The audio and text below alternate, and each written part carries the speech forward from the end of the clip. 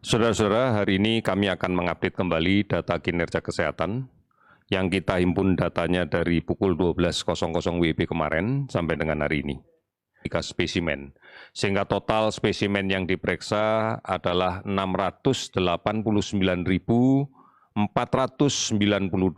spesimen.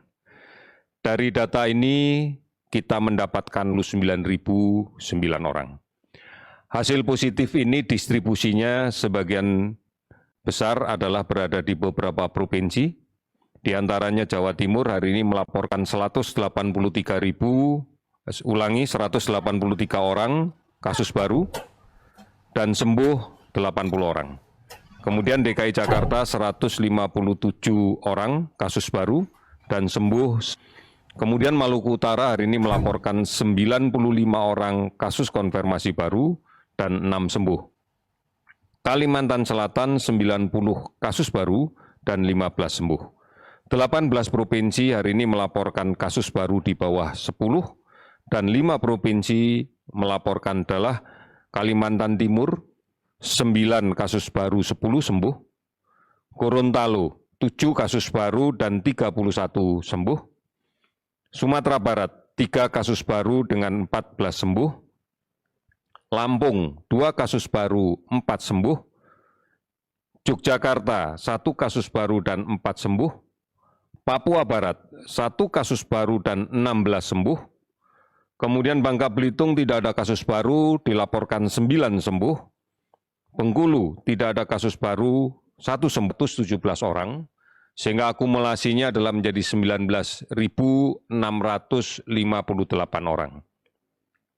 Kasus meninggal 38 orang, sehingga total menjadi 2.573 orang.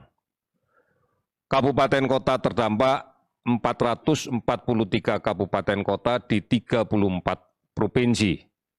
Kami masih melakukan pemantauan terhadap ODP sebanyak 36.648 orang dan pengawasan terhadap PDP sebanyak 13.069 orang. Saudara-saudara, harus kita pahami kembali bahwa proses penularan yang terjadi hari ke hari di beberapa provinsi ini menggambarkan bahwa masih ada sumber penularan yang berada di tengah masyarakat. Kasus yang positif dan kemudian tidak memiliki gejala yang signifikan membuat merasa lebih aman atau merasa sehat. Protokol kesehatan, tidak menjaga jarak, tidak menggunakan masker, dan kemudian tidak rajin mencuci tangan, inilah yang kemudian menjadi kelompok rentan untuk tertular. Dan ini memberikan gambaran kasus baru yang muncul. Beberapa saat kita telah mencoba menghitung suatu data bahwa seseorang yang membawa virus tidak menggunakan masker, melaksanakan kontak dekat dengan orang yang rentan tidak menggunakan masker, maka kemungkinan terjadi menggunakan masker, sementara orang lain yang rentan pada kontak dekatnya menggunakan masker, penularan akan turun menjadi sekitar 70%.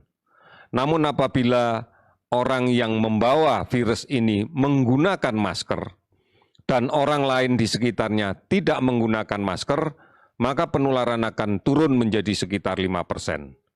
Namun apabila dua-duanya menggunakan masker, maka kemungkinan penularan turun drastis menjadi 1,5%. Inilah yang meyakinkan kita gunakanlah masker secara benar, menutup hidung dan mulut dengan baik. Ini yang harus menjadi perhatian kita bersama.